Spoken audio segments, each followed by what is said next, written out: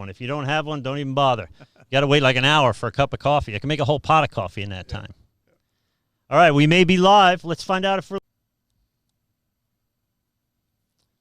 I think we're live. I think we may very well be live. Hello, God bless, and welcome. I'm Kevin Haggerty. You're watching the Godlogic Project, where we discuss current events from a Christian perspective, so basically maintaining a Christian worldview in a post-Christian America.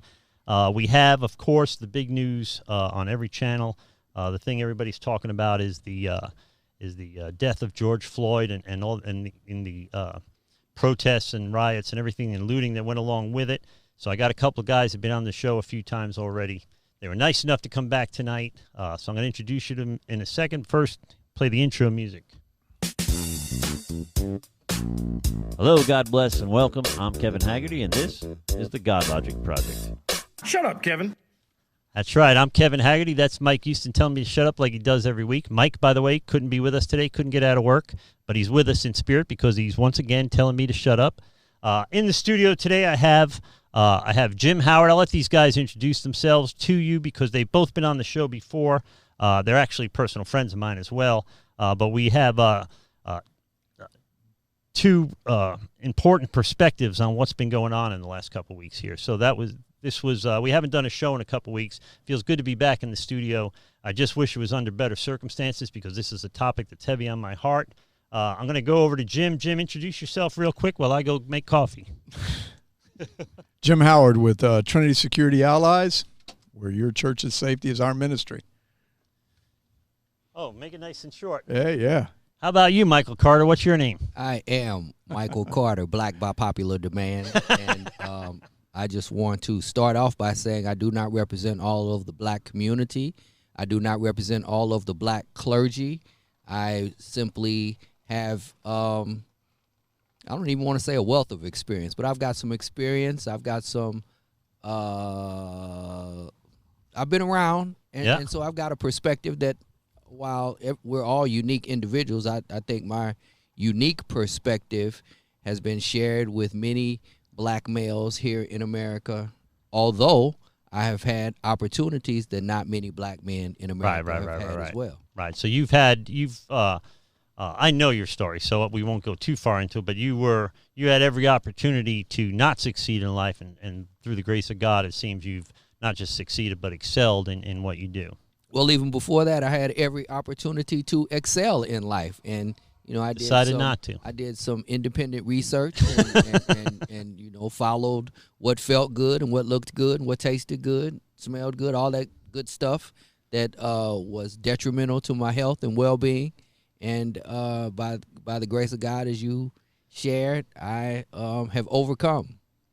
So you are now a pastor, and we're from the same denomination. We're both Free Methodists. Absolutely. So we Free Methodist.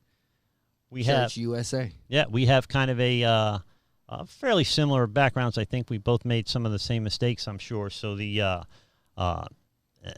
it's strange for guys like us to end up where we are, for sure, is pretty unique. Now, Jim, you have actually, knowing Jim's story, it's not terribly different than my story. So we won't have to go into details, but I know your story as well. But kind of give the folks a little bit of a background. People that haven't watched you, you've been on 4 times already, right? At least 4 or 5, yeah.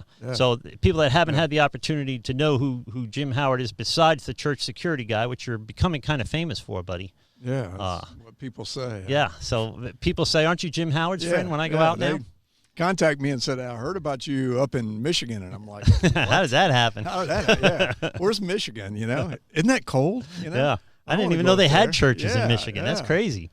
Yeah. So, I was asked my opinion in Grand Rapids yesterday. They contacted me and they showed me some video and said, how do you feel about this? And I was like, it was wrong. Yeah. But, like real quick, the 30-second version of it, grew up in a small town. My dad one night my parents had problems. My dad was very abusive. And after church one night, my dad walked out and shot and killed the deacon that was in the church. And, of course, our life completely changed. And I got mad at God. I was saved at an early age, but I got mad at God and walked away and got into a life of law enforcement. Fortunately, it could have went either way. I had friends that I went into the military. When I came back, my friends were either in jail or about to go to jail. Yeah. And so I made a decision to leave and went to Virginia and ended up joining the police department up there, and was there for 26 years, had a fantastic career, but was just not a God-following person and kept having bad relationships and doing dumb things. I never did drugs, I will say that much, but I drank a lot. And when I thought I was going to lose it all again after being married 3 times, my 3rd time, we had a child. We moved down here to Florida, and I gave my life back to Christ, and it hasn't been the same since. I mean, It's been so much better, so much at ease. I mean, the peace that I find, go to bed at nighttime and sleep through the night, where in the old days I was worried about some of the things that I was doing. Didn't have to, life's just been, I mean, I've been blessed. I can't say it enough. Paul talks about it in Romans 7, the things I don't want to do, I can't seem to stop doing. Yeah. And the things I do want to do, I can't bring myself to do. Yeah. So it is a terrible constant battle, I think, when we are in and of ourselves. In other words, if we are then serving ourselves rather than serving God. And the difference, I think, with all 3 of us is we have reprioritized what's important, and the most important thing is our salvations and our I'm pretty sure I speak for all of us, in our service to God's kingdom, which just so happens all 3 of us run a ministry too. Yeah. So, I kind of like what Mike said. I did things that felt good, felt good to me, but it might not be good to everybody else. Yeah. But at that time, I didn't really care about anybody but me, and so, like I said, being able to, learn about grace, which is a great thing, because we don't really think about it when we come back. We're the prodigal son always, and we want to work off our sins, but God's not like that, Well, we had an opportunity because I was doing church security kind of way before we met, and then you, to me, were like, thank God somebody besides me is doing this. So and somebody with some experience, because I had very little of a resume, just kind of started doing church security, kind of just was asked, would I be the one to do it, Yeah. So and then Pastor Michael on the end of the table, you and I, our churches are essentially sister churches, right? So my lead pastor and your lead pastor are brothers. So you and I have been, I guess I've been at Next Level 7 years. So I don't know how long we've known each other. We've kind of just been in the same place at the same time every year. Probably all 7 years. Yeah. Have you been down there longer than 7 years? I have. It was originally Lake Palms community. So I have a history with that church. Oh, with the building? A couple of name changes and then the merger of Cross Point and Lake Palms. And so, again, when I moved to Florida trying to do the geographical cure, lo and behold, I brought myself and my issues with me. And there were drugs. Kind of surprising, and amazingly, there were drugs in Florida. And so, who would have thought? Yeah, and so this was my mother's home church. For whatever purpose, I will share this tidbit of information. But she was the first black person to join that church. Oh, really? So, it's just historical perspective.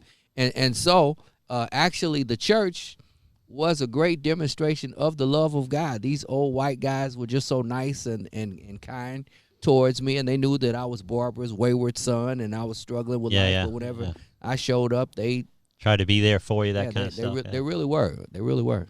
And now you're the guy being there for other people. Hey, it's amazing what God's do. What God will do for you and then through you. Yeah. I just wanted to do the church thing. I was going to, I figured I'd be a pew sitter and sit in the back and come regularly. Most of the people I knew that were going to church semi-regularly weren't having the same kind of issues in their lives that I was. I didn't know anything about whether they were actual disciples and how, what the inward qualities of Christ-likeness they were exhibiting, but they seemed to have a decent life, and I didn't run into them when I was on 49th Street, and I didn't bump into them at 3 o'clock in the morning and on the south side, and so I said, I got to try this thing, and I really did it for selfish purposes. I just wanted to stay out of jail, get off child support, get a job, get my life in order, get myself a place to live, find myself a lady. I found a beautiful wife. God brought me, exceeding abundantly above all I could have asked or thought. And so I have I always had a lot of respect for Christians. I grew up like Irish Catholic in New York City, so it was kind of just routine, right? Everybody went to church. You identified by what parish you lived in Staten Island. So for me, I came to faith. I didn't come to faith. I came to faith on a roll. In other words, I wasn't really, as far as secular values go, I wasn't really lacking anything. I had a big house. I had a young girlfriend. I had a new baby. I had my kids. I had the plumbing company cranking. I had kind of all the earthly things you would think you'd want. So I didn't come to faith in rehab, and I didn't come to faith in prison or anything like that. I came to faith kind of on a roll, and it was through apologetics. It was through reasonable proof of the resurrection that I started. When I first saw it, I tried to debunk it in my head. I'm like, this can't be true. Somebody would have explained this to me like this already. And so it just, that was 9.5 years ago. September will be 10 years since that night. So I remember the night it happened. So anyway, the reason why we're here is because of the George Floyd murder in Minneapolis. He had anybody know the cop's name? I don't. Chauvin. His last name is Chauvin. Chauvin? With a C. He knows it. I don't. I don't want to list it. Well, you don't even consider him a cop. No, I don't. So he kneeled on him for 8.5 minutes or 9 minutes. 8 minutes 46 seconds. Even after he was handcuffed, right? Yep. And today is June 3rd, right? And they arrested the other 3 officers. I don't know what they're going to charge them with, but they upped his charge from 3rd to 2nd degree murder. Right. But it's been 8 or 9 days now since this happened, I think, and a lot has transpired since then. So I'm going to assume that everybody has seen the video. I am, by the way, tracking the. Mark Clark says, "Hi, Jim. Finally get to see you live. God bless you." I'm going to track the comments live on the YouTube channel. So usually we stream to Facebook too, but I'm out of cameras. So the cameras came today, but just not in time to set up. So we are just going to YouTube. I want to thank you guys, by the way, for supporting the Godlogic the Godlogic Project as much as you do, for sharing our content and subscribing. People are going to Amazon. If they're going to shop Amazon anyway, folks are going to godlogicproject.com and clicking the Amazon logo. And Amazon is sending a couple of percentage points to the Godlogic Project. I think $13 last month, which is nice. So if you would continue to do that, if you see our stuff on social media, please share it and get awareness for shows like this out there, ministries like this. And if there's anything I can do for you guys before we get too deep into this, I don't want to forget to say it. If I can help, if you have a family member or you yourself are struggling with addiction or any kind of spiritual ailment, if I can help, message me at godlogicproject.com. If I don't have the resources to help you, I will find somebody that does. Kind of the point of the Godlogic Project is we're here to help folks move through this process successfully. So it's kind of what we try to do here. So if there's anything I can do for you guys personally, feel free to message me. I read the messages. I reach out to people. If you got a story you'd like to tell, if you'd like to be a guest on the Godlogic Project, certainly message me. And if we can build a show around what you have to say, I'll do it. It's kind of, I'm always looking for an interesting topic to talk about. I wish tonight's topic wasn't so heartbreaking, but a man named George Floyd was, I guess, suspected of writing bad checks. They pulled him out of his car, laid him on his belly, and were kneeling on his neck, cuffed him, but continued to kneel on his neck. I don't know. In Minnesota, I guess this is, my understanding is this isn't a common tactic everywhere. Jim could speak into that. But obviously they're not terribly well trained in this in Minneapolis, because he stayed there for 8 minutes and 48 seconds, and George Floyd passed away. Now, since then, there's been protests all over the world, not even just in the United States. There have been protests everywhere. Unfortunately, there's been a lot of rioting and looting that has gone along with it. And that's kind of what we're going to talk about. Has that tarnished the opportunity that God, even in this horrible situation, God put us in position to maybe grow from this, and can we still do that? By the way, George Floyd, from all I can tell, was active in his Christian life. So he was both saved and active in his Christian life. So he did ministries, worked with kids, things like this. So for me, as a Christian, as a pastor, certainly there is a brotherhood, there's a kinship there. We're all the part of the body of Christ. Hardly makes a difference. What happened is horrible, shouldn't have happened. I'm sure they'll get to the bottom of it, but in the meantime, how does America grow through this? So Jim, since you have a law enforcement background and you've seen the video, I'm sure you probably picked apart the video by now. What do you see? Is it? I know some jurisdictions allow that kneeling on the neck till you get them subdued, and some don't. Or how's that work? I've never seen it in any jurisdiction. I've never seen it before.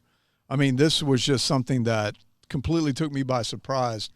In fact, to tell you the truth, we even talk about this, that once you handcuff a person, you're supposed to flip them over on their back, because we've had people that have suffocated because they can't breathe when they're laying on their stomach. Yeah. And so we kind of, try to get them over. When I saw this, when I first saw it, I was kind of like, I'm not even going to watch this, because I just couldn't believe what I was seeing in it. But the more people continued to call me and ask me how I felt about it, which really just took me by surprise. How do you think I would feel about it? Yeah. We just lost a person because of an action of a police officer. And I don't even like using that term with him. But, then I went out and was getting ready to do my Facebook Live. And so I sat and watched it, the whole 8 minutes and some odd seconds of it, and was just deeply disturbed by the arrogance of the two police officers, the one that had his knee on Floyd's neck, and then the other officer that was kind of walking around, telling people to get back. The Asian dude? Don't use drugs. Kind of want to say something here. And like I said, I've been doing my research on it. The autopsy came back. They're listing the cause of death as a heart attack, okay, which would stem from the injuries. This added to it, but it also showed that he had crack cocaine in his system and fentanyl. Oh, really? So, this to me, and we can get into this later on the reason why I think this was the perfect storm. This was a situation of where we have a person, and if you go and look at his criminal history, he had a past. And when you go and look at this, he is in the type of neighborhood that probably has a lot of problems. And then you have an officer who is arrogant and does this.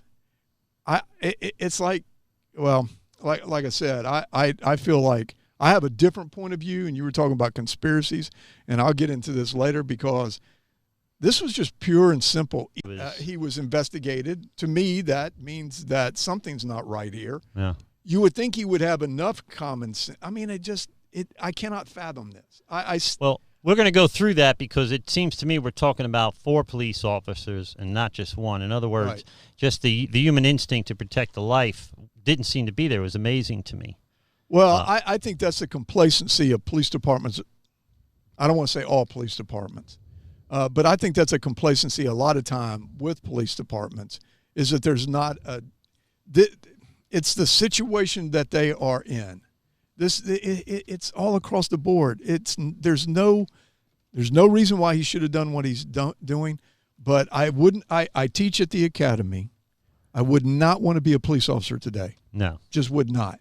It is just, like I said, it's just, we're kind of a country that, as far as law enforcement goes and as far as crime goes, it's just an evil battle going back and forth. Well, Mike, you and I, we talk about this stuff when it happens. We message each other back and forth, and it does seem to happen too often. What were you doing when did you first see this? Were you in the middle of working the ministry? Were you? I don't even recall what I was doing. I will say, though, that a few weeks ago, I was actually scheduled to come here and talk to you, and we were going to talk about the Ahmaud Arbery incident in Georgia. And at the time, just because of ministry involvement, I never got a chance to converse with you, but I planned on saying to you that I apologize that we didn't get together, but something else will happen, and I'll see you soon. And, not trying to be prophetic or... It's only a matter of time, anything really. In that matter. It's only a matter of time. I mean, I personally, I take this all the way back to 1991 when Rodney King was victimized in Los Angeles. And so someone just happened to be on a balcony with a video camera. Back then, video cameras were like huge. And someone just happened to be outside on a balcony with a video camera and recorded that. If that were not recorded, many of the incidents that we have seen recently would still be myths. Nobody would believe it. And so with the advent of the cell phone, we're not seeing more increased cases. They're just being recorded. They're being captured. In fact, the cases have gone down. From what I remember, I looked at the FBI statistics, and cops shooting people have gone down across the board. But we see it more and more. We see situations like this breaking out, and we're going to talk about that because there's a lot to unpack here. I want to say that my retired deputy buddy says that anything from the neck up, this is Pasco Deputy Art, anything from the neck up is considered deadly force, and you're not allowed to use it. Now, the guy in Staten Island, that big guy that was selling Lucy's, selling individual cigarettes, he was in a chokehold. Not very long, but still, it's a chokehold if it's not illegal. I don't know what every jurisdiction is going to have different techniques, right? Yeah, I mean, there is agencies that do teach a type of chokehold, which all it does is it's kind of what we used to call the sleeper hold. You know, remember, because all it does is it pushes on the arteries here, and it causes the blood flow to kind of slow down, and it causes the person to kind of pass out. Usually, when that happens, you let go. You know, that's it. It's over. It's done. The problem that we have here is even the chokehold, even if it was taught with this department, shouldn't have been used here because Floyd was already handcuffed. Yeah. So there's no excuse. There's no reason. Now, he fought them. There's other video that you can see where he was placed into the car, got into some sort of issue there. They pulled him back out. He was still fighting, but still, he's handcuffed. If anything, you put shackles on their legs or you put restraints on the leg if he's kicking out stuff. But you do not do what this guy did here. Yeah, that's just all there is to it. I don't think there's anybody that thinks that is that. I don't think there's anybody that's watched this video that hasn't been outraged by it. I'm sure there's a handful of people, but the here's my concern is that my concern is that A, this stuff happens at all, and B, that we need to be. This is. If I think we could all agree that racism is emotional, right? So there's no logical reason to be racist. Certainly, the Human Genome Project in 2004, 2006 proves there's one race, but there's still this racism exists, right? So it has to be emotional. It just doesn't make sense logically that people would think because of the color of their skin, they're somehow different than anybody else, right? I would even like to see racism categorized as a mental illness. I believe that's truly what it is. It's a mental illness, and it's created by a spiritual conditioning. I'm sure the three of us would agree that there are some spiritual properties involved, but it's a mental illness. Yeah, because it doesn't make sense. I mean, my worry is, and I'm not a big fan of the media, as you guys know. My worry is now that for a moment there, we were. It seemed like everybody was on or could be on the same page, and then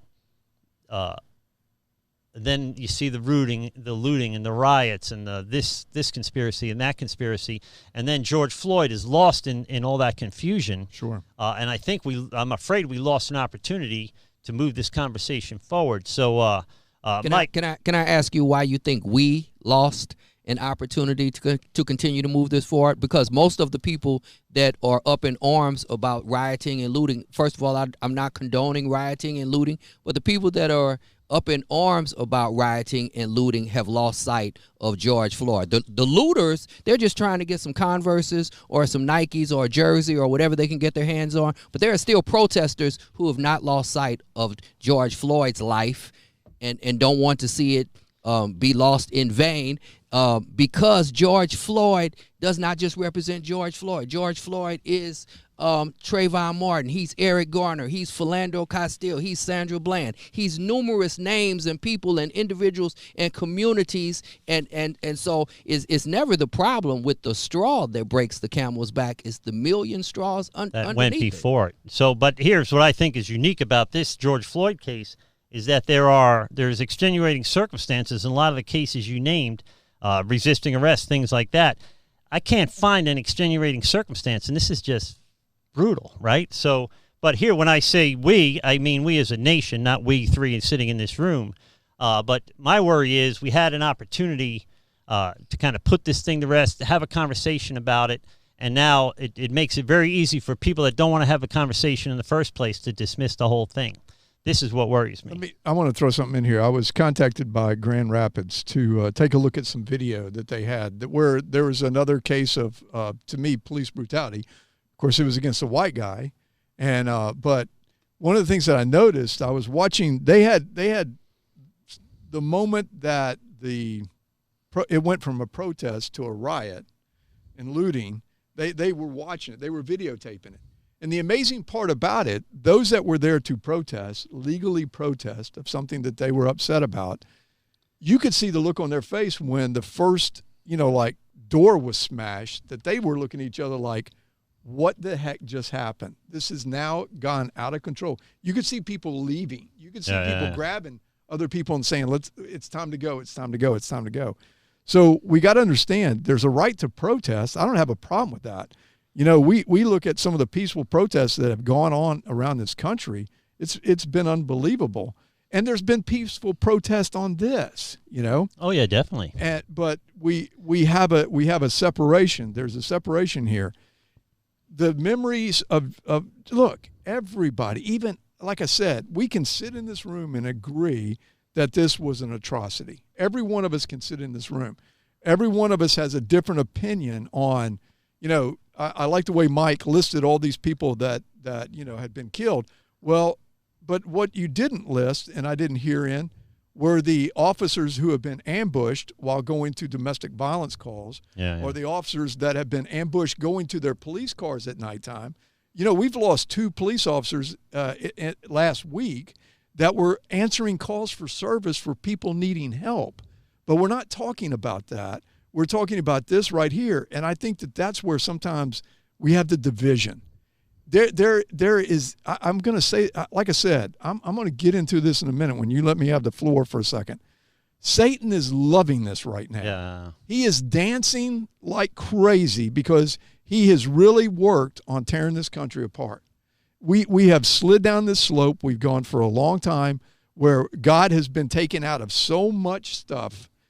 Even in this city, there's a problem in this city. There's a problem. There's a problem in almost every city that I've ever been around as far as police relationships, that every chief of police wants to change but doesn't seem to get the support from both sides. It's not just one side. It's both sides. You have police unions, like they were talking about the guy that's in charge of the police union here is been brought up on charges of brutality.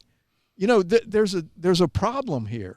How do we address this? But it has to go, and I'm gonna go to this. It has to go to God. It has to go to Christ. We can't do it on our own. It's not going to happen. It's just not going to happen.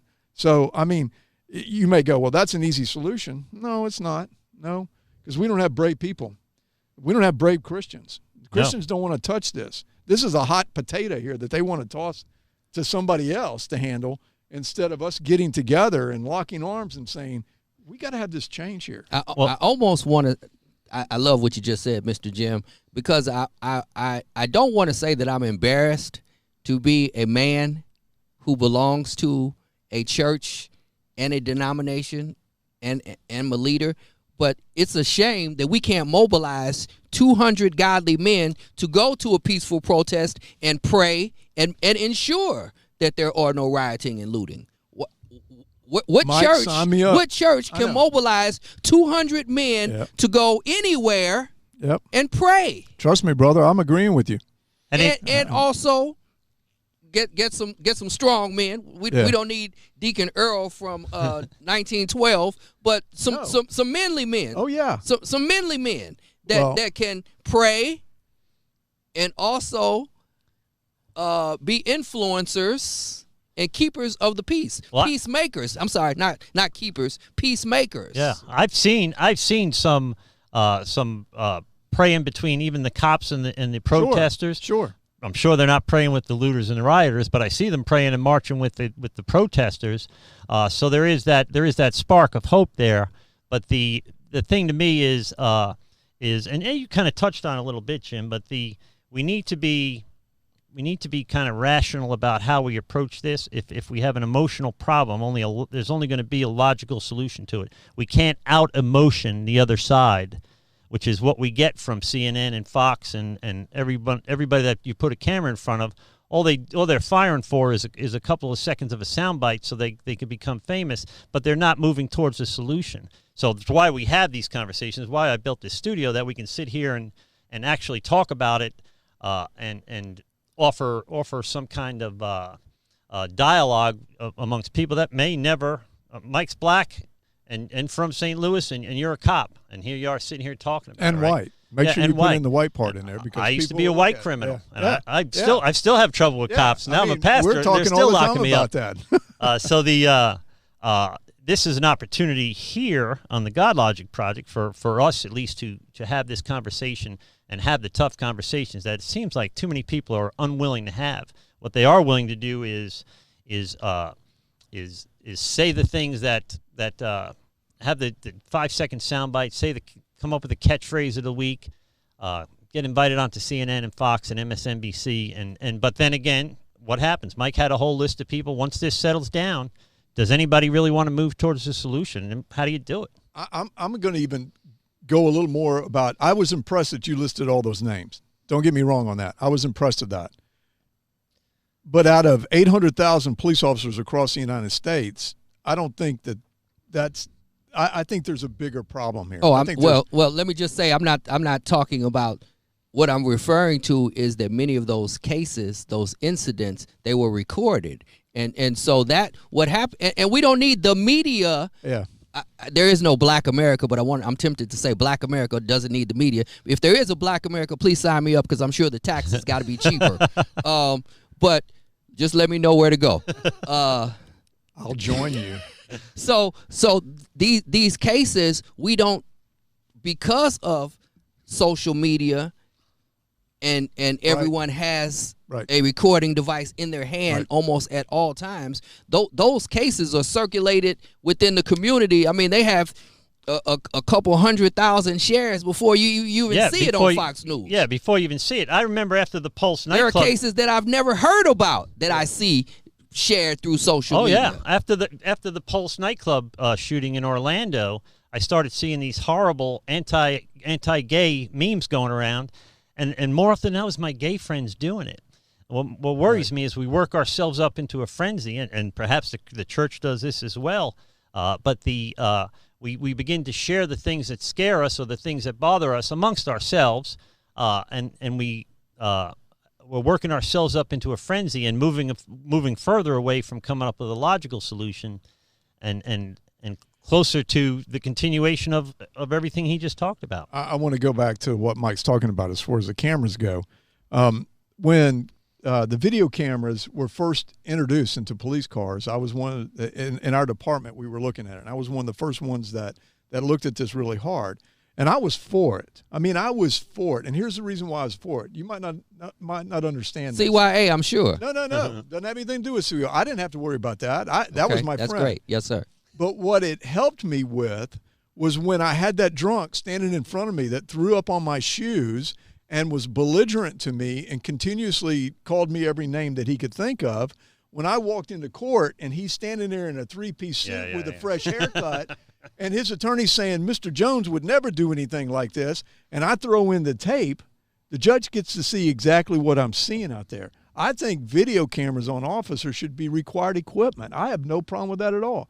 When I teach at the academy, the young recruits, I tell them, everybody has a video camera. When I teach church safety, I talk about using this camera in case you run it. We talked about it, I talk about that. I agree with you. Everybody has a camera. You know, you have a fight at a school and you don't know who's involved, go online, because 10 minutes, absolutely. You know everybody that's involved. That's the sad part. Yeah. Criminals aren't even smart enough to realize they're incriminating themselves with video. I was a criminal at the right time because there were no cameras. You know, they're taking selfies of themselves, look at my new gun I just got. Right. Well, you're a convicted felon, brother. Let me talk to you about. That's not profiling. That's good detective work. That's good detective work. That's all there is to it. They're coming to you in that case. That's easy detective work. Oh, listen. I used YouTube YouTube and Facebook. I used it all the time to go get. So I'm a first 48 guy, and instantly go to the suspect's Facebook account, tells on them every time. Yeah, it They does. got the gun, they got the dope, they're posing in somebody else's jacket.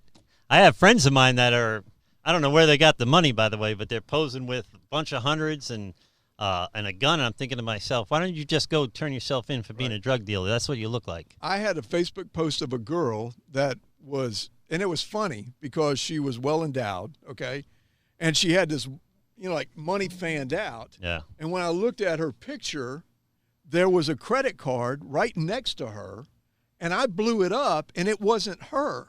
Oh, So Lord. I knew that this was a stolen credit card. I just couldn't find the report. But, of course, when the guys would come over to look at it, I say, what do you see when you look at this picture? Well, she's a hot-looking woman. I go, really? That's all you see? See, that's why I couldn't be a cop. That's all I'd see. Like I said, I'm looking at this and see his credit card, blow it up. It's not her name. I was like, oh, my gosh. She's went and hit an ATM and's got this woman's $200. Well, I think it's even worse than just social media. In fact, I in some cases I rely on non-traditional news sources more than I rely on Fox and CNN. I was watching Fox today to see if there were riots last night. Last night they were showing the riots from the night before, not being particularly clear if they were new riots or not. I went through today. ABC, CNN, and Fox, just trying to figure out if there were riots last night and how bad they were, and they were talking about everything but that. So they, if it bleeds, it leads, and I think they're intentionally making us crazy, and the crazier they can make us, the longer we watch, the more ad time they sell. But we're further and further away from the solution. The more divided we become. So it becomes insanity. It's self-perpetuating. It becomes insanity. If I could just add one more thing to the camera. The thing that makes it such more of an atrocity is he knew he was on camera, and it did not affect him at all. How is that, by the way? That's a whole nother episode. How could you? So where does someone get that level of arrogance? Is it because he's an officer? It is in the department. I have no idea. It is in the – walk a mile with us one time. It is in the department. How is that department going? Like I said, I've said this. If they go back and see that he had all these records of abuse, investigations of abuse, you said 18. I don't know. Use of force complaint. But what I'm talking about, abuse, it's abuse of force, whatever. That's a number I saw, close to more than 10, close to 20. And two times of the 18 he was found guilty of it or whatever and reprimanded. And so I'm sitting here looking at this guy on the street. This tells me that the management or the command feels that he must be such a good officer that we need him on the street. He gets things done. Well, he got something done all right. But now this whole country, they're under the spotlight. Mark my word, the chief of police will be going here soon. Oh, yeah, that's several of the training officers, different seems people like the chief that. is always collateral damage. Yeah, well, he is, and you'll see people starting to fall in this department. You'll see, like I said. Even that gets on my nerves if it doesn't get to the solution. If all it does is to appease the African-American community or CNN or anybody for that matter, and it never gets are we moving closer to the solution by doing that? No. I mean, what do we do if they want justice for George Floyd, which they should have, but what do they mean by justice? In other words, do we need to drag him out and hang him now, or should we try him? What is exactly justice? Well, I wanted to say something real quick. In Minnesota, I have a friend that lives there, and he's a black male. I texted him. I said, "How you doing?" When the riots were going on, he goes, "Well, I'm not doing good with all the policemen killing people around here." So I immediately responded back to him and said, "Brother, you do know that this guy isn't a policeman; he's a thug." And I said, "And don't forget that I have been one all my life." And he goes, "You don't understand." He reminded me that there was an Australian American that was down in Minneapolis. She had called the police about what she thought was a person being raped behind her apartment, being assaulted, being raped. And when she walked up to the police car, a black male in the car pulled his gun out. She was in her nightgown. She taps on the window. He pulls his gun out and kills her. A cop.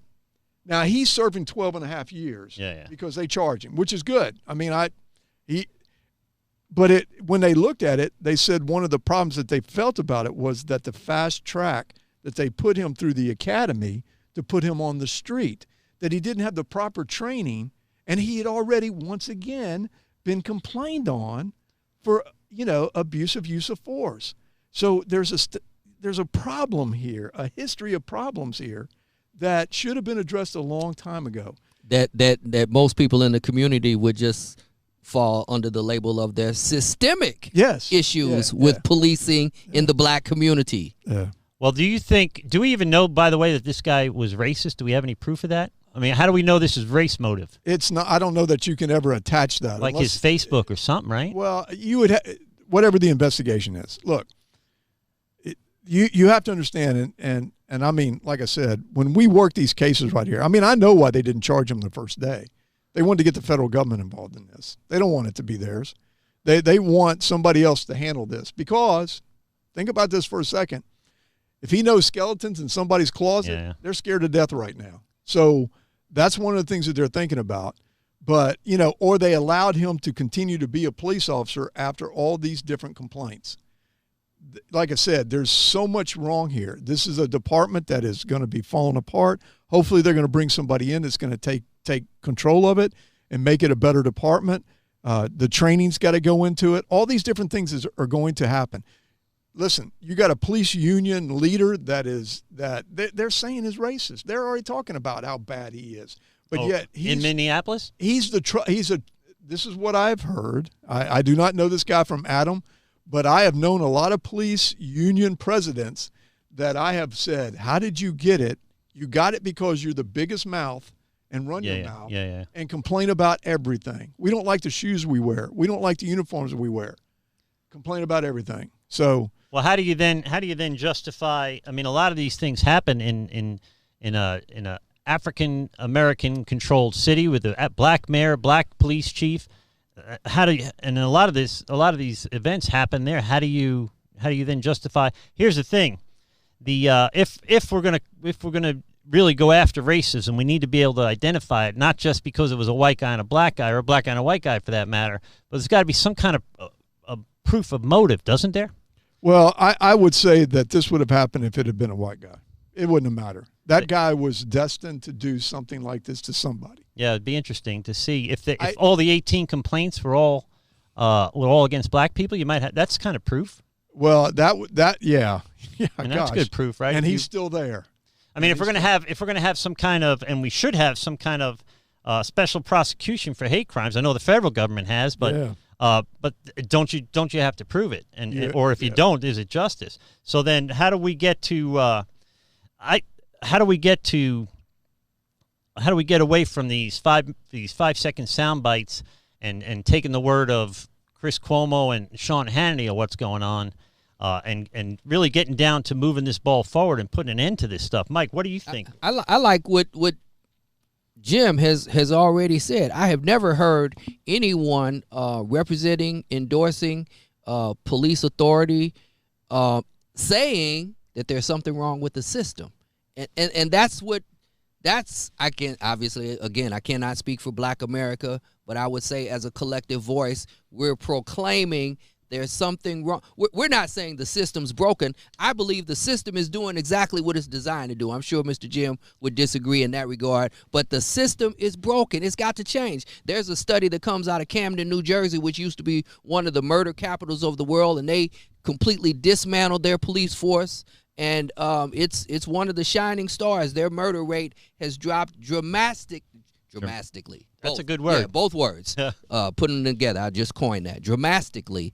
And it's a result of community involvement. If I don't look like the people that I'm policing, and I just come in and do my job, and I don't have relationships, of course, I'm going to be a little. Well, it's got to be. Is this correct, Mr. Jim? Is the police mantra really get home safely? Yeah. So it's got to be tough. So the suspects and the perpetrators need to get home safely as well. That should be the mantra. Let's everybody get home safely. Right. We're building prisons at an alarming rate. Put them in jail. Don't kill them. Well, but here's the thing, and so Mike brings up a good point. and Jim probably speaking to this more than anybody, it's got to be scary as hell to go into South St. Pete third shift, or to go to Harlem third shift, or the South Bronx Absolutely. third shift. Could you imagine being, if we'll use New York because I'm familiar, could you imagine being a white guy from Staten Island, becomes a cop, and then he gets stationed in. That's the job of the Right. police department, to make sure that officers fit a psychological profile, that they're able to. I've seen officers who look like Barney Fife for real nowadays, and so of course they're going to be scared of a 6'3", 200+ pound man, and so obviously I don't want to say fear shouldn't be a part of an officer's. Oh, they're human too. They're not robots. Emotional Yeah. state, but the training should be at a level. The not only the police training, but also communication skills. Yeah. Okay. All right. All right, we'll go to the cop for some more of that. I appreciate what you just said right there, but I want to say something. All right. First off, okay, I want all my brothers in blue out here to know that I'm not complaining about every brother I know. Like I said, I got 2 brothers right now that are retired police officers that had a stellar career. You know, there's 800,000, like I said, policemen out here in the world. What we run into is, I feel like we put too much on our police officers today. We put too much on them. Yeah. We require them to understand domestic violence. We require them to be marriage counselors. We require them to be psychiatrists with the mental health issues. They got to be able to diagnose mental health issues quickly. Yeah. We require them to be drug addict, counselors. I mean, all these things that we require. Look, there's nobody, you can't go anywhere and find anybody that is good at all of those. So after a period of time, when we have put them into these situations, and, I'm going to go back. I got a solution for you. I love what you said about having 200 men. We go back to putting them into these environments that they've never seen before. I have a really good friend of mine. He was with a police department here locally. I won't say which one it was, but he was this incredible, friendly person when I first met him. And now he has nightmares from it. He has PTSD from the things that he saw there. He started to drink because of the things that he saw there. He had to leave the police department because it wasn't his life. He could not do it. And we're continuously asking these police officers to do these things when we're not backing them up. So what I would do if I was a chief of police and I had an area like you're talking about in St. Pete, I would go to the pastors there and say, give me good men that can help me with this. That's probably the solution. Give me good men that can walk the streets at nighttime with my officers. Give me good people that know this neighborhood so that we can put them in there. And please stop trying to put all the blame of society's problems on these guys that are out there doing on the street. You're still going to have bad guys. We're going to have sin no matter what. Until Christ comes back again, we're going to have sin out there. We're going to have crime. We've had a war on drugs since when? Reagan, right? Yeah, I mean, but it was even before Reagan when we started coming home from Nixon coined the term war on drugs, I believe. My neighborhood wasn't at war. Yeah. When they started coming home from Vietnam, we had a war on drugs. We had an epidemic that happened there. But until we get God involved in this, it's not going to work. I like I said, I just wrote, and you know what? I wish it had been my original idea, but it wasn't. And when I get a chance, I'm going to let Mike talk here for a second. I want to read something that I read out of a book that I think that's why I got censored today, because it was called. Oh yeah, your YouTube. Yeah. No, Facebook censored you for a blog, post, right? Yeah, we posted a thing called "Is It Now Time for a Christian Revolution?" And I got Facebook would not flagged us and would not let us send it out to anybody. It was well written too. Well, thank you. There was nothing spicy in there that I saw. There wasn't. But what I want to say, and I wish I would have thought of this, but I didn't. This is a book called The Trump Apocalypse. Okay? The End Time President, a Battle of the Globalist Elite, and the Countdown to Armageddon. All right? But it says, while a simple conservative revolution can never succeed, a revolution inspired by Christianity certainly can. Yeah. Because it draws its energy from the existence of the biblical God, the reality of the resurrection of Jesus Christ, and his second coming, the truth of the Word of God, and the power of the Holy Spirit. It's these factors and these alone that ignited the American Revolution. A true Christian revolution can never happen unless the church, individual Christians and Christian leaders really believe what they are teaching and then act upon. Yeah. Only a holy fire can ignite the hearts of men and women. Mere intellectual acknowledgement of the truth of the gospel will never release the explosive energies of heaven. The human heart, mind, and will must be absolutely gripped with the truthfulness of God's existence and his purpose for our lives and the destiny of mankind. When and only when this happens will the Christian revolution occur and radically change this world. And you talked about it a little bit earlier. That's well written. There's a lack of bravery or confidence or conviction in Christians. I had a conversation with somebody that I know passively, my friend's wife, and by the time the conversation was over, she said, first thing she said was, I thought you were more conservative. Just assumed that I was more conservative than I am. And the other thing she said was she would never come on the podcast because I'm crazy to talk about the things I talk about. That is part of the problem. It's so scary to talk about these things. The only thing worse than the N-word is the R-word. Being called a racist is brutal. And if you are labeled that way, you're finished. Wow. Right? Why is that though?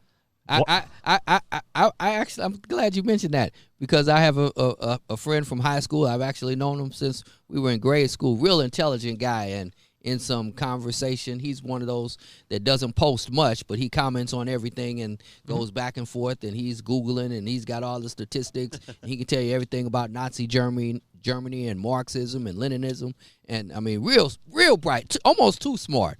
And someone called him racist, and man, his panties are in a bunch. Yeah. And so I can't even compare the R word to the N word because the N word was frequently the last word or part of the last sentence that a black person heard in America when they were being hung, shot, tarred and feathered, drugged. And so that's why I try to take it out of my vocabulary, although if you pronounce it in certain ways, it can be seen as a term of endearment. That's too tricky, though. But at the end of the day, right now, Michael, just to be considered, they throw around the racist label way too quick. So, and I think they do it. Why should that offend anybody? Why should they hurt them if that's not? I don't want to be called a racist, and people take the things that I say as racist because I don't say that.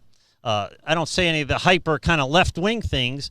I think that that there is a fear of being called racist that is very real and profound, and people are scared to death of it. Maybe cops should be more scared to death of it. I don't know, but the idea that that the N-word is horrific, but calling someone a racist is no big deal. I have a being friend. called the N-word won't ruin your career. Being called a racist will ruin your career, depending on what you do for a living. I have a friend, shout out to Todd Williamson, lives right down the street from the church. He's grown up in that neighborhood.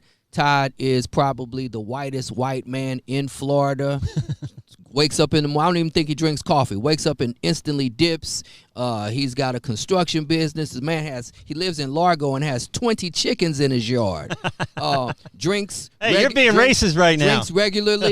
Drinks regularly, and he could call me the N-word every single day for the next month, and I would never think he's racist because I see how he appreciates me and helps me serve. Well, you have a relationship with him. That's very different. We have a relationship. Yeah. So and so I said, and so if just like a person that's not of color can look at a black person and they could be literate, they could be articulate, they could be wealthy, they could be a business owner, they could be driving a late model luxury sedan and live in a house much finer than the individual who's probably looking to smoke some meth sometime later that afternoon, and they'll call them the N-word just because of the color that they see.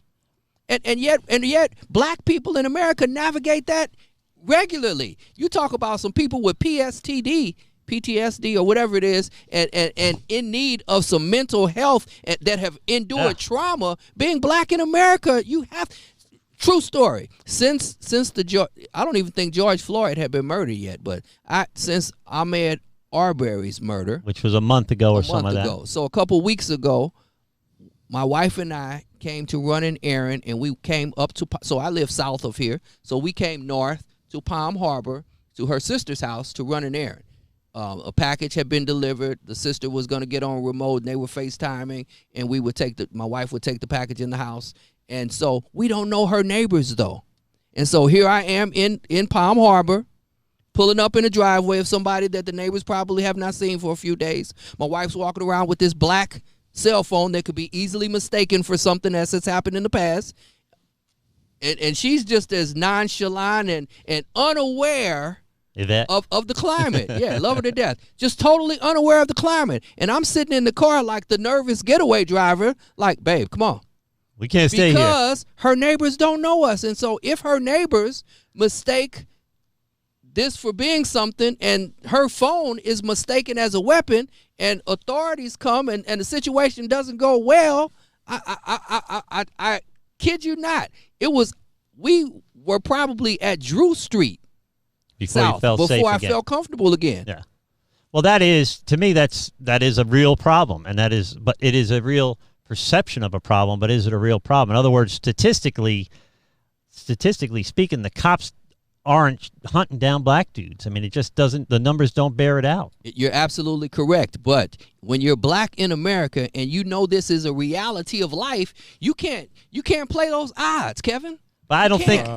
If the statistics don't bear it out, is it a reality of life? I really don't. I mean, I can't see it your way on that because you know. Of course, you can't see it my way. You don't have that fear, Mr. Jim. Okay, but you need to back up a second for a second there on that, because the thing of it is, I grew up in the wrong neighborhood. I grew up in the wrong zip code.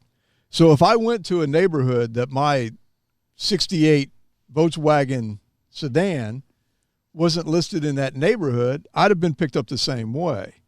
My mom worked 3 jobs. I didn't have a father. We had food stamps. I got fired because of my relationship with a black guy.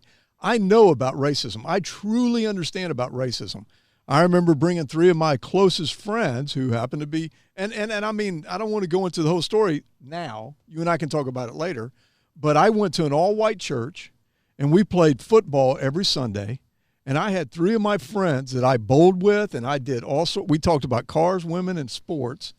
And I took them to the football game, and you would have thought I had thrown, like, what are you doing here? But by the time the game was over with, they were all invited back. They were all invited back. And when you say things like that, I might not know you, but if I'm a good police officer and know my district, know my area, I probably do know the residents that live in these houses. And it doesn't matter to me whether you're white or black. If I work out of my house, if I look at my friend's house down the street and I see some guy get out of a car, I don't care what color he is. I'm watching to see what he's doing because I know my friend, I know his schedule, and I'm a good neighbor. Okay? Yes. And and I'm going to tell you something right now. I have seen some guys. It does not. I feel that we think that police officers are looking for that black person to do wrong to. That's not the thought process. Mr. Jim, and so I believe that right now we're experiencing the fact of the matter, which is our issues with being able to communicate, because you both cannot understand. I didn't just make this up. These are my feelings. Yeah. I felt like my life was in danger. And so for you to not understand, and you don't have to understand. I'm telling you what I felt, sir. And so I didn't get out and make a scene or anything. I'm just telling you what I felt. And black people understand what I felt.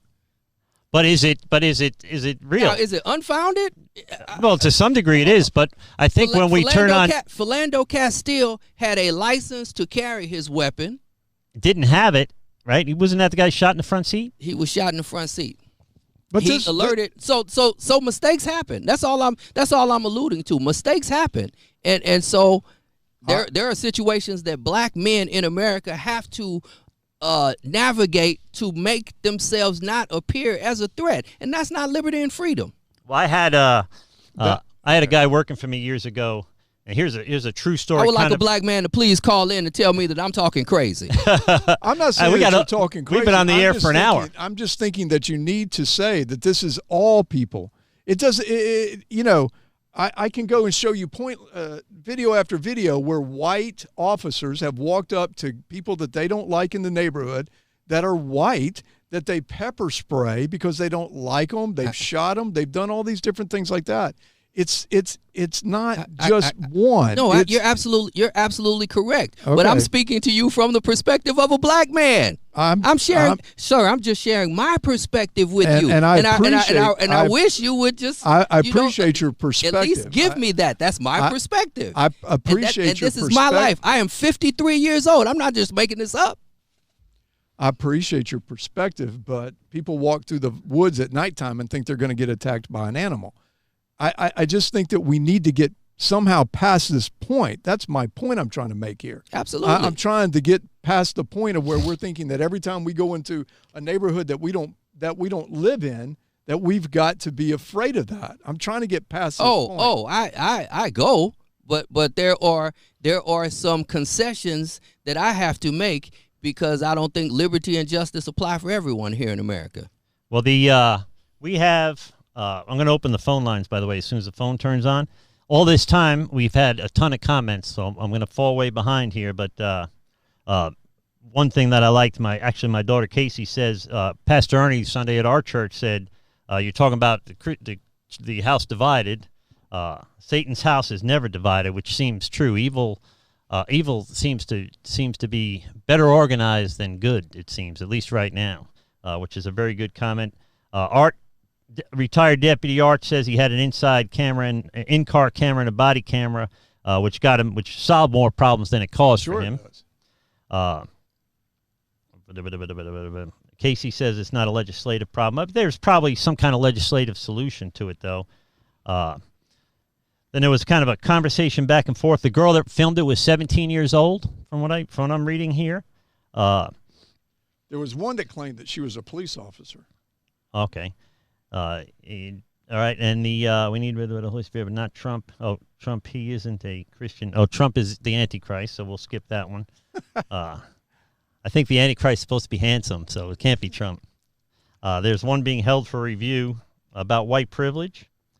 Well, we'll go with white privilege. That's an interesting topic. I think I think using terms like that is divisive. I think that's dangerous. I think what solves this problem is people turn off Fox and CNN and start doing some of this research for themselves and stop trusting these news outlets to tell them what they should think or how they should feel.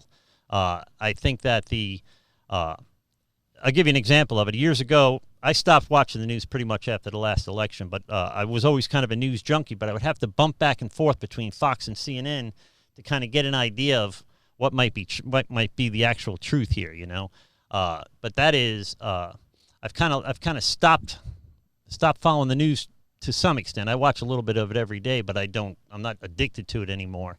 And I think it's made it easier for me to think for myself. I think that it's so dangerous to rely on, like I said, Sean Hannity and Don Lemon to tell you what you should think.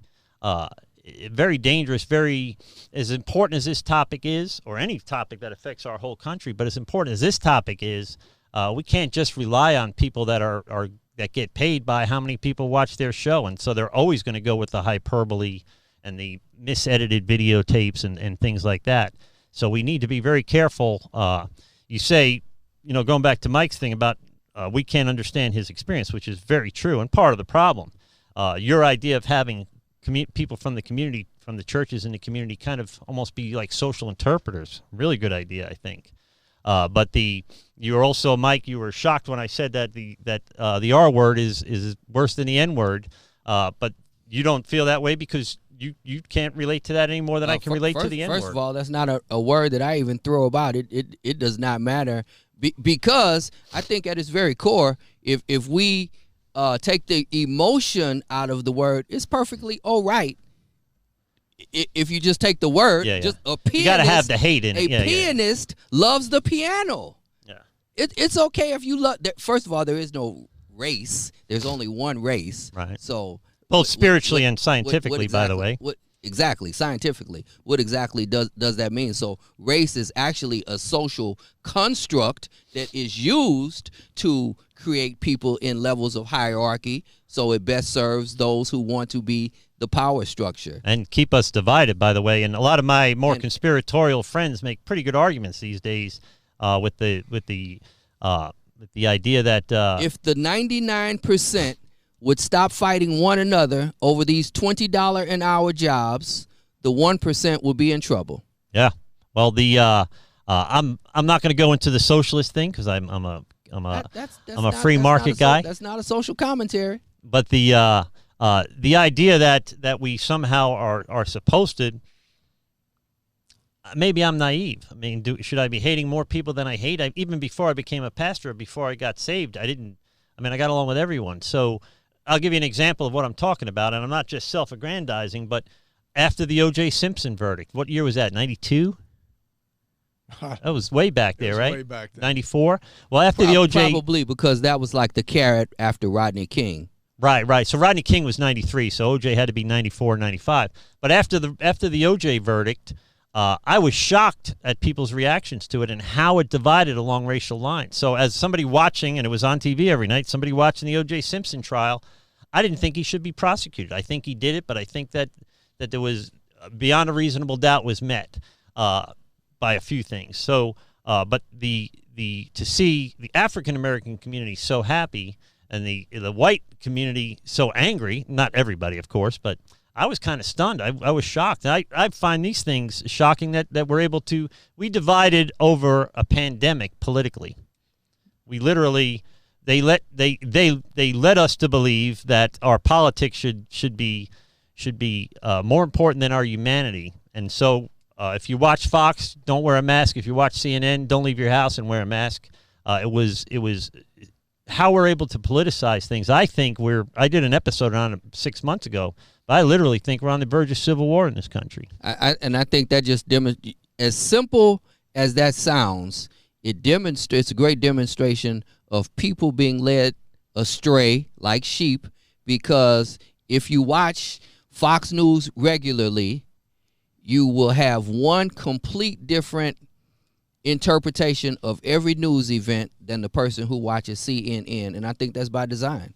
And I think some of my friends that are left wing, and I'm not left wing for sure, but I love and respect them, but we all get stuck in these intellectual bubbles. So all my right wing friends, they talk to right wing people, and it sounds perfectly reasonable what they're saying. And all my left wing friends talk to left wing people. It sounds perfectly reasonable what they're saying. Then they're shocked when they put it on Facebook, and then the other half doesn't agree with them.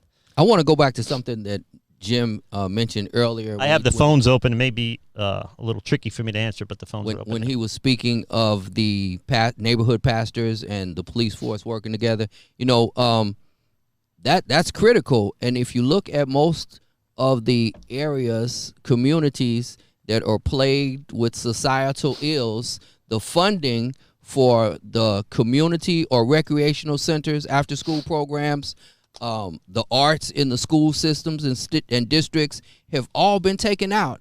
At the same time, more prisons end up getting built. And so there's a disparity in the amount of investment that we put into the communities and the output that we expect from those same communities. Yeah, and I think it's absorbed by crooked politicians. I don't trust any of them. I mean, they are. I'm not even going to go down that route, because this doesn't have anything to do with the people who love these kids or want to see difference for these kids. It has to do with the money.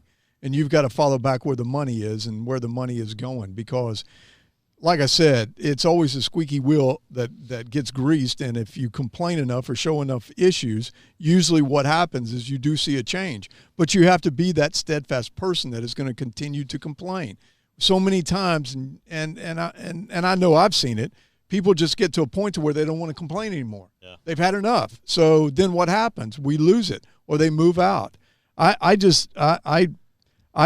have a simple, and like I said, I'm kind of a simple person, but I really truly feel that starting back in March with the COVID-19 and what happened with the country in general was that Satan was really excited about this, because what was the first thing they did?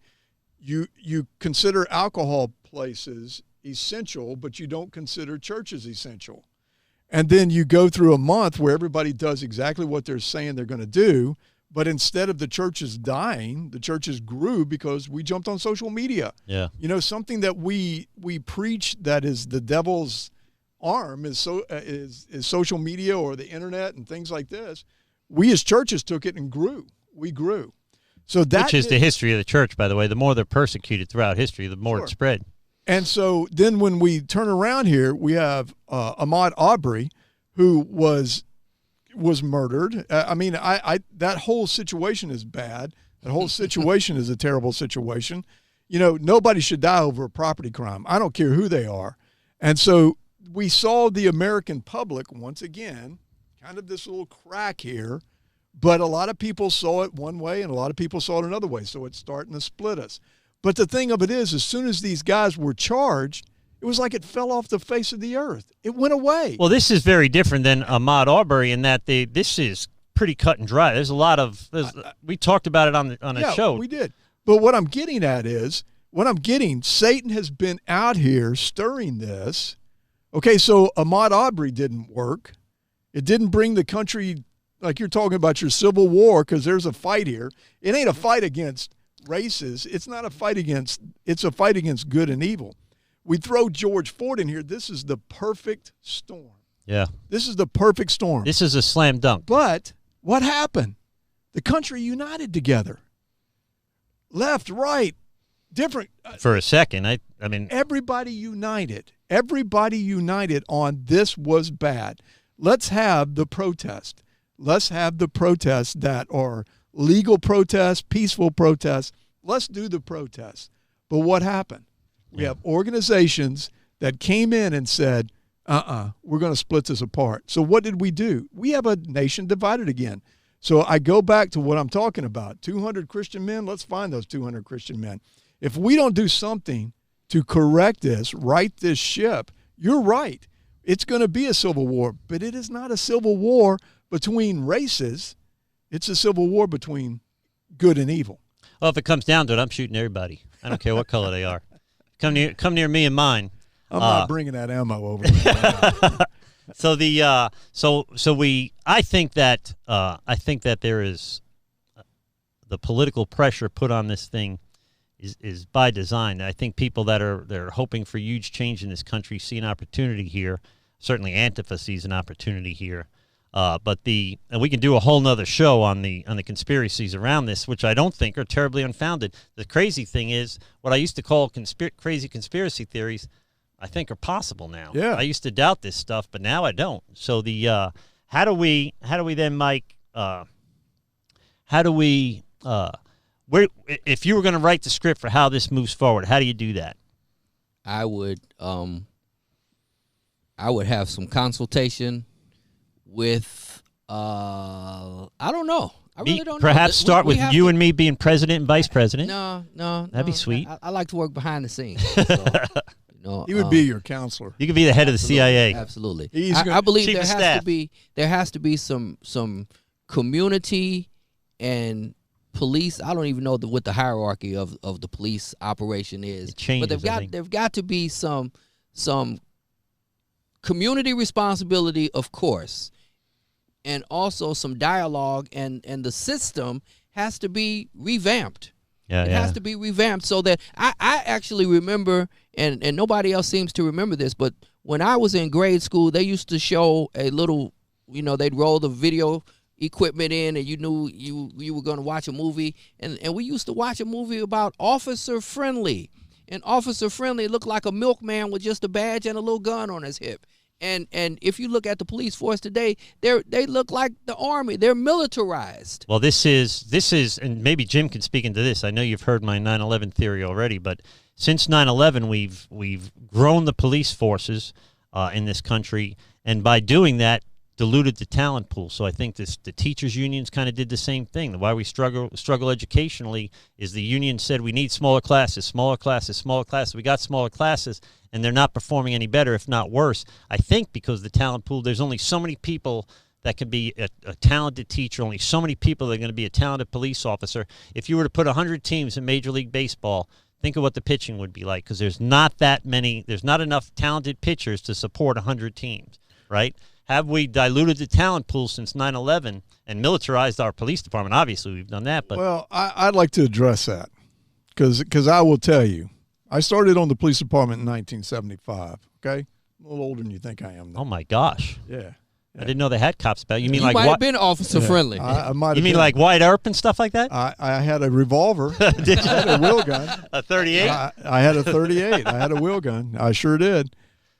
When we used to go in, because I was in Vice Narcotics, and when we used to go to Vice Narcotics and go and do a raid on a house, we never went in tactical gear. We didn't even know what that was. It didn't exist back It didn't then, exist. right? Well, it did. It did. But they had You had to a call the full blown SWAT team out. Yeah, No, they had we a didn't even response call- team for that. We didn't call anybody out. We just went and did it. Really?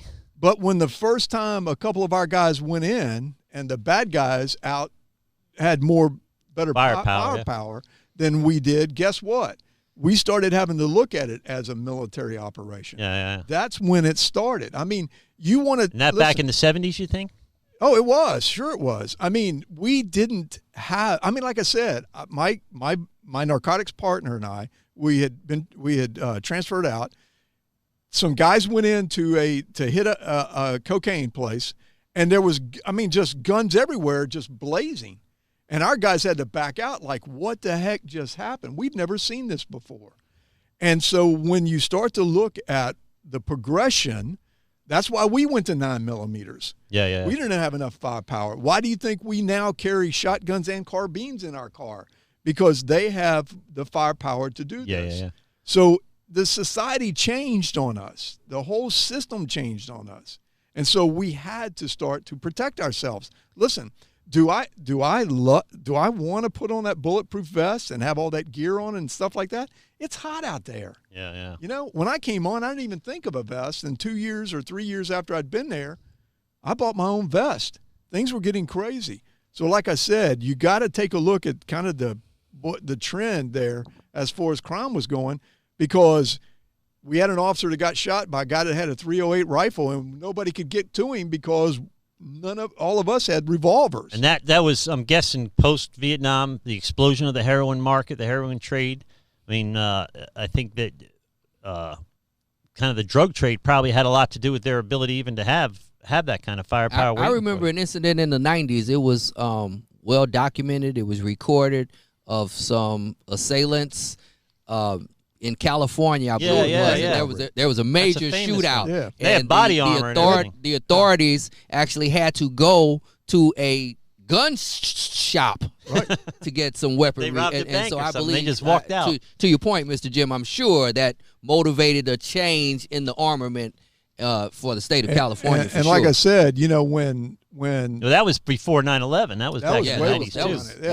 that was the like shootout the in craziest thing California, you'd ever Yeah, seen. on it's television. still on YouTube. And going back to what you're talking about, it was all captured on camera. Yeah, That was the other thing, too. You could watch the It whole was thing, all- and it you took watched- forever. It was on for a while. You watched, I mean, and it is exactly what you're talking about. Like I said, I never in my wildest dreams thought that I would have a semi-automatic rifle, or some are automatic rifles, in my car, in my police car. But by the time I got ready to retire, we were training officers how to use AR-15s. That was just unheard of. But the bad guys kept getting better guns and more firepower and stuff like that. We had to adapt. Or we would have been outgunned. So, you know, when we say we're dressing up in military uniforms, that's kind of what happened. That's the evolution of law enforcement. Like I said, I don't want to put on that heavy gear. I'd lots rather wear shorts and a T-shirt, a bandlon shirt. So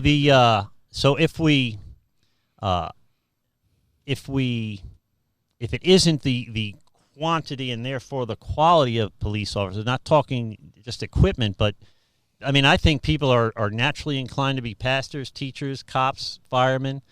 They just have that, soldiers for that matter. They just have that mentality. I think that is, I've had, you guys already know, well, Jim knows these stories, but I've had, I won't say which municipality it was, but I had a young kid body armored up in the lobby of one of the police departments wanting to get in a fight with me over a domestic thing that I was going through.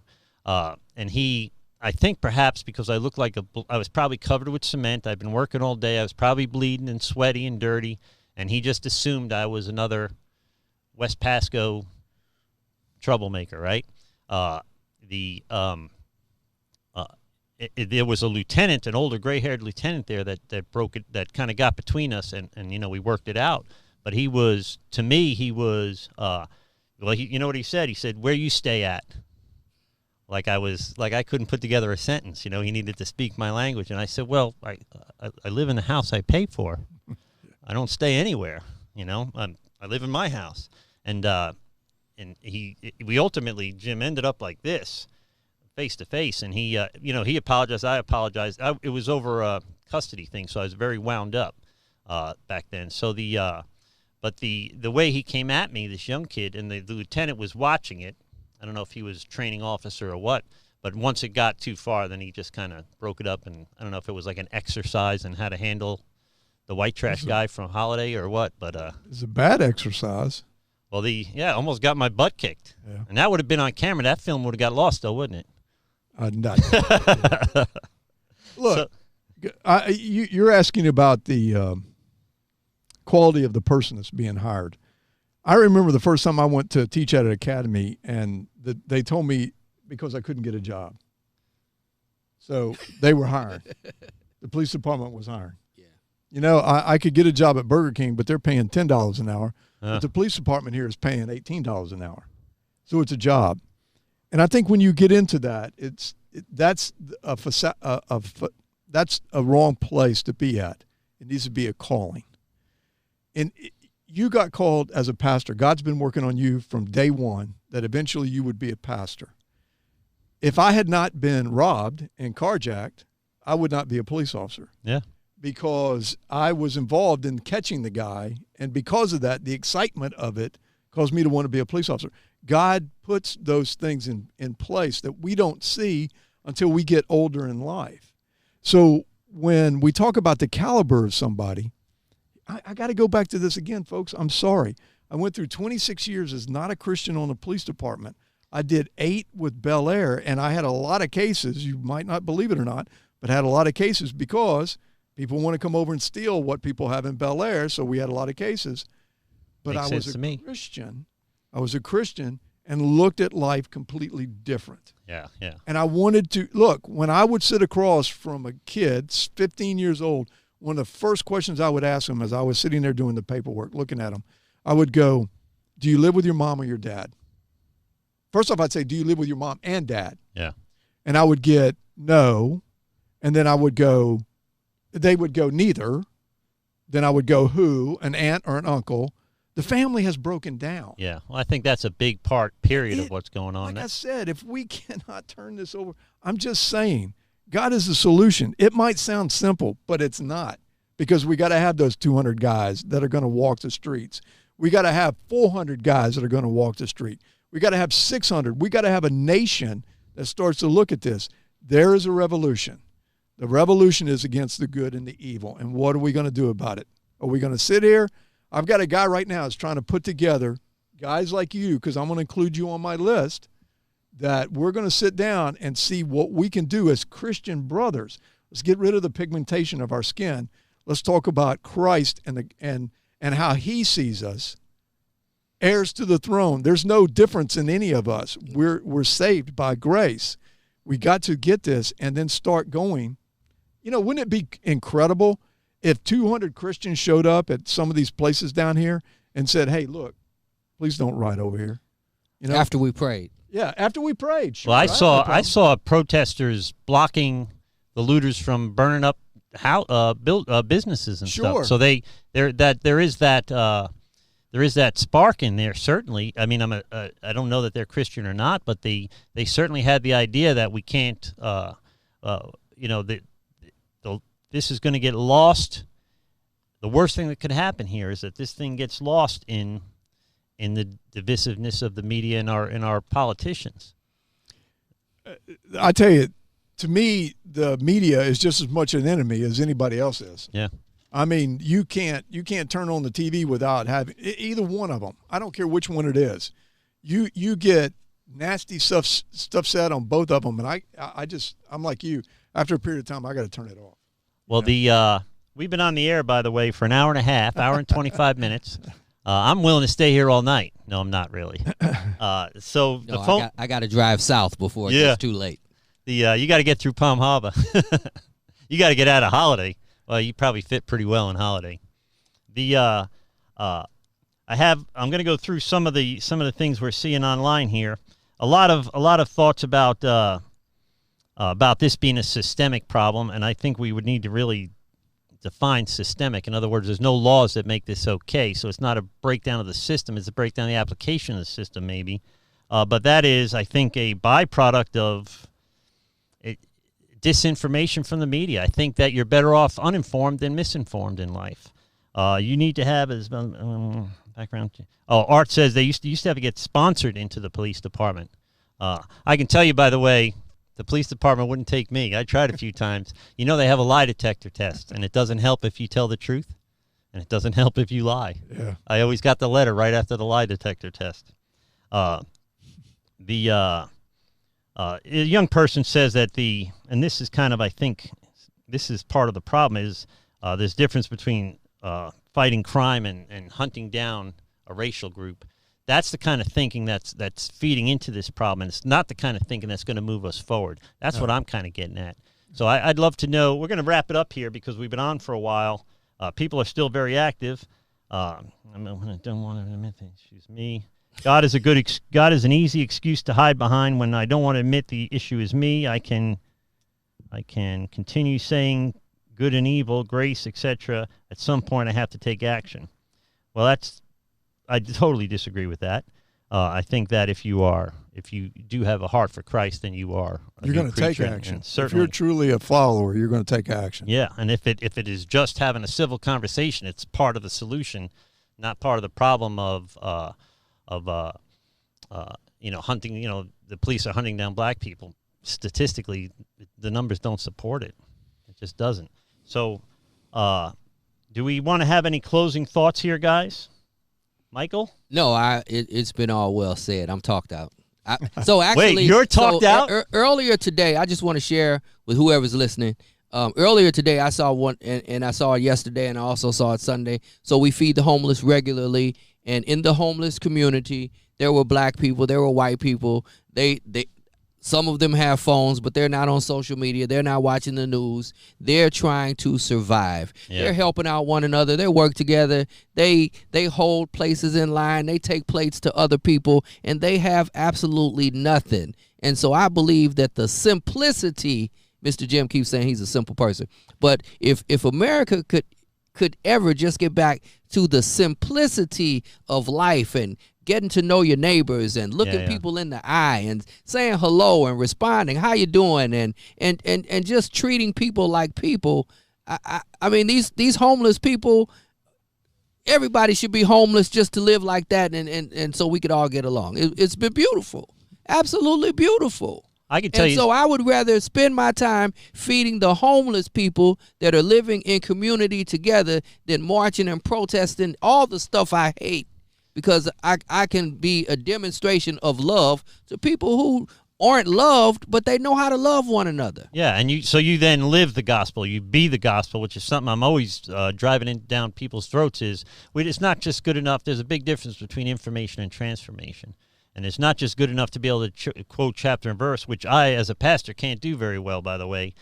But can we do what Michael's saying? Can we live the gospel? If there was a revival in this country, I think that it would make a world of difference. I think in a large part we are looking at what it looks like to live in a God. We want a God removed from everything.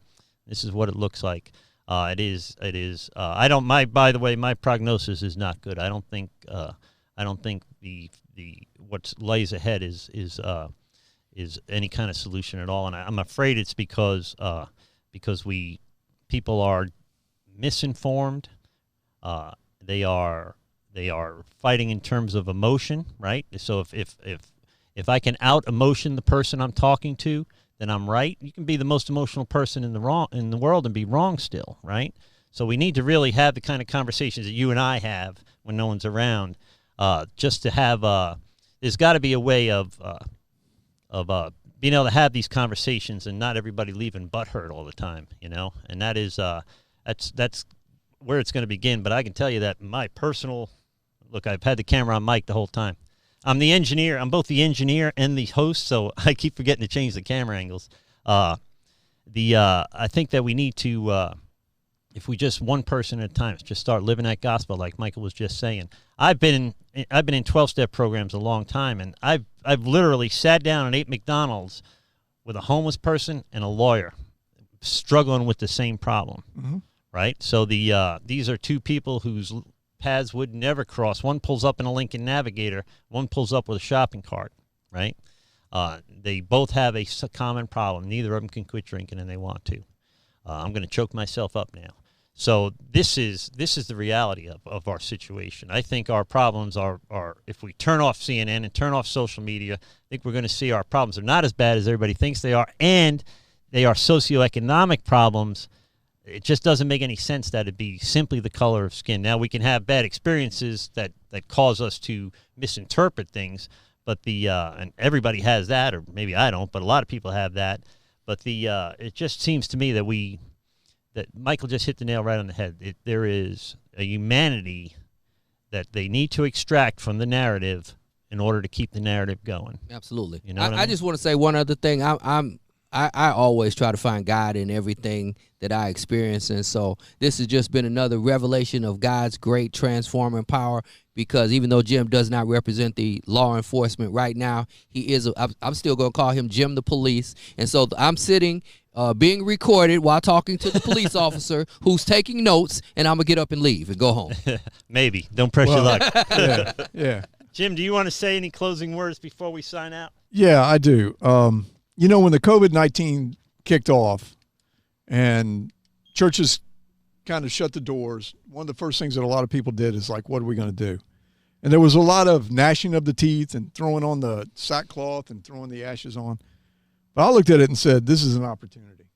And what is the opportunity that God has presented to you at this point in time? What is it? What is it that is your talent? What is it that is your talent that God can take at this moment in time and use it to be the lighthouse in this storm that we're facing right now? Going back to what Mike said, my mother always taught us, do unto others as you want them to do unto you. That was the golden rule we grew up on that. We all grew up on that. And that's something we need to truly get back to, treating people like we want to be treated and respecting each other's different points of view. I might not agree with everything Mike says, but I respect him. I might not agree with everything you say, but I respect you. And we can agree to disagree on things, but we can all know that we're sons and daughters of God. There's no difference. God does not see color, and we've got to get past that point. Your thing said the aftermath, race relations. After I got to thinking about it, I wanted to take out race. I wanted to just say relations. Human relations. Human relations. Yeah. How do we bring it back? Are we in war? We are in war. If people don't want to step up to the plate and be a part of that warrior, like what you're doing with feeding the hungry, feeding the homeless, we're going to lose this war. We've got to stand up against these people that are taking our children and taking our families and just destroying us. We got to start standing up to them. I'm afraid the most powerful people in the world don't want this to end. That's what bothers me. Well, the power then would be with the people, like that's the people in this room having the kind of conversations we're having in this room. Mike and I don't always agree, but one of us always apologizes, and he always forgives me. So that's progress. I don't think you agree with everything you say. Yeah, I've yet to find somebody I absolutely agree with, including myself. Well, that's it. That's our show for tonight, guys. Thank you for watching. If you would, subscribe. Big help to the ministry. Share any content, Godlogic content you see on social media. If you got a story you'd like to tell on the show here, you're welcome to be a guest. We can Zoom you in electronically, or we can have you here in the studio 6 feet apart like we are tonight. If there's anything I can do for you, if you or a family member struggling with addiction of any kind, spiritual, physical, chemical, whatever it is, if I can help, I certainly will. Message me at godlogicproject.com. Again, thank you for the continue to bless the Godlogic Project. This is not it's not a self-supporting ministry yet, but every day it's getting a little bit closer.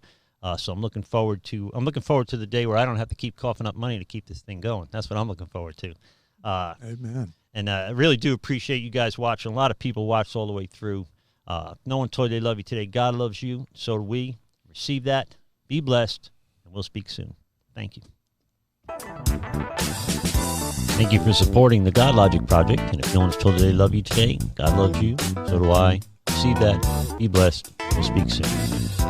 This has been a Rev Kev production. Your mileage may vary. Shut up, Kevin.